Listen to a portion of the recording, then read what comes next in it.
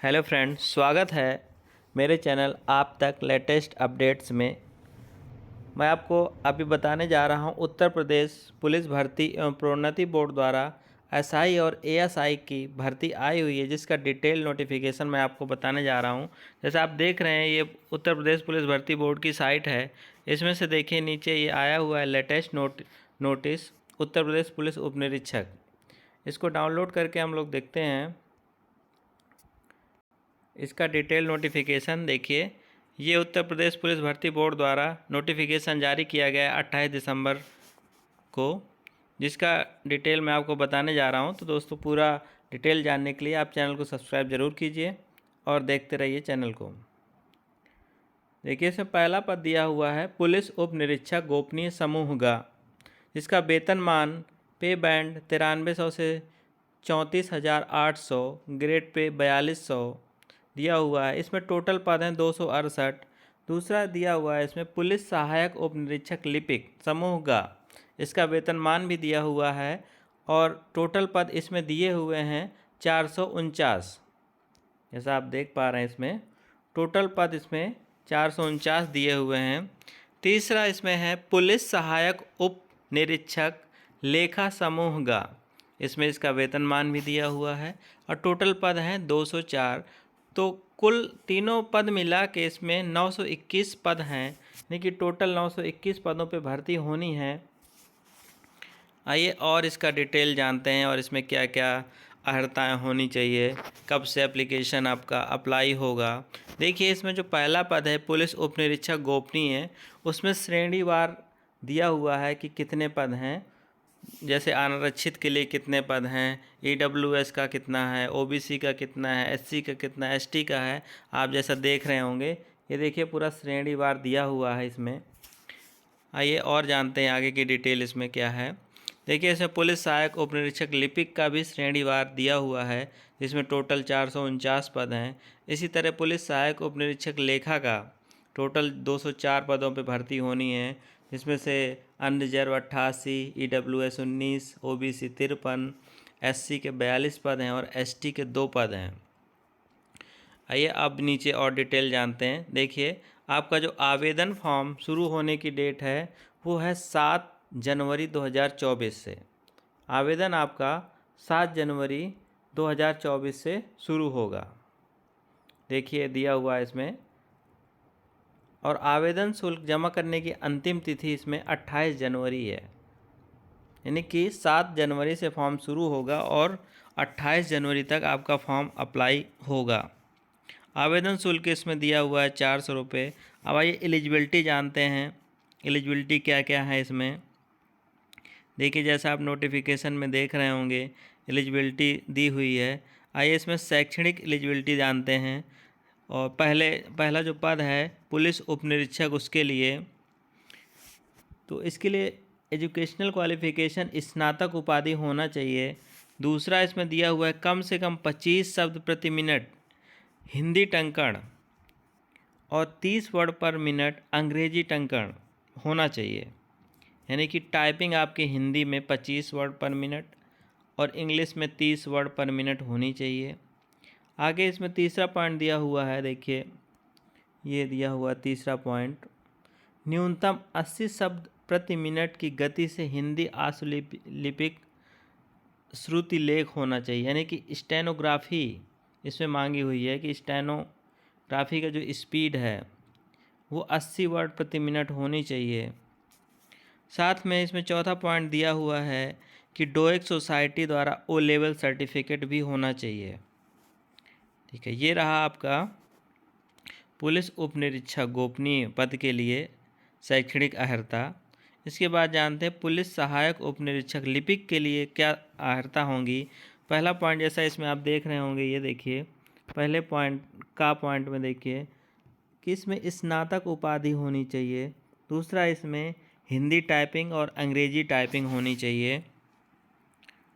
तीसरा पॉइंट दिया हुआ है नीलिट या डोएक सोसाइटी द्वारा ओ लेवल सर्टिफिकेट होना चाहिए।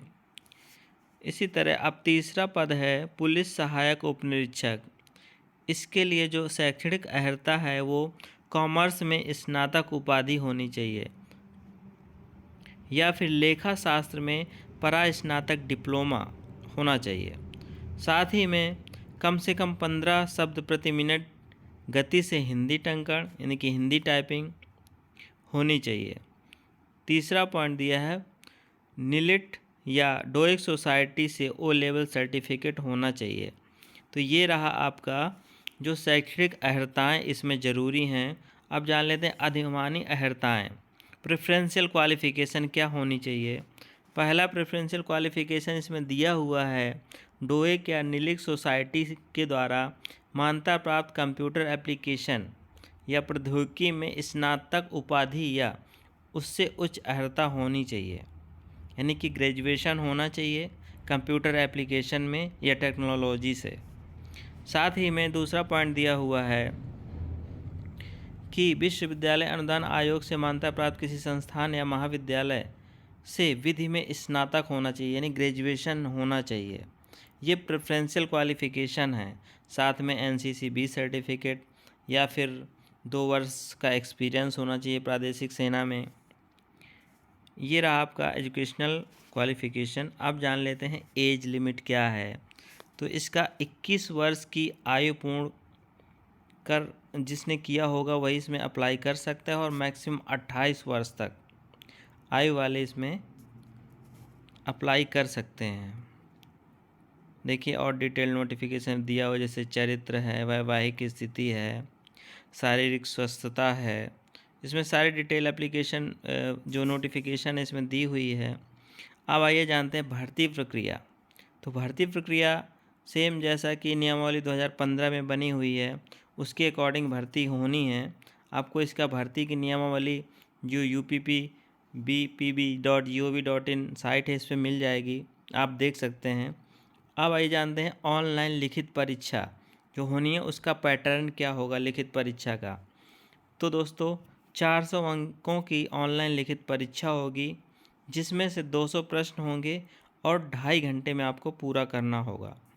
इस ऑनलाइन परीक्षा में 4 सब्जेक्ट पूछे जाएंगे।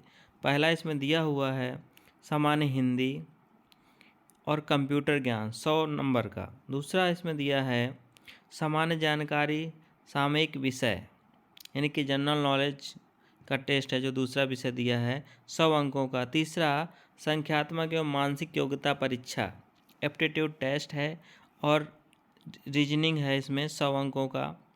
और इसमें दिया है लास्ट में मानसिक अभिरुचि परीक्षा 100 अंकों की। इस तरह से इसमें ये 4 सब्जेक्ट दिए हुए हैं और टोटल 100 अंकों के हैं जो आपको ऑनलाइन परीक्षा में देना होगा।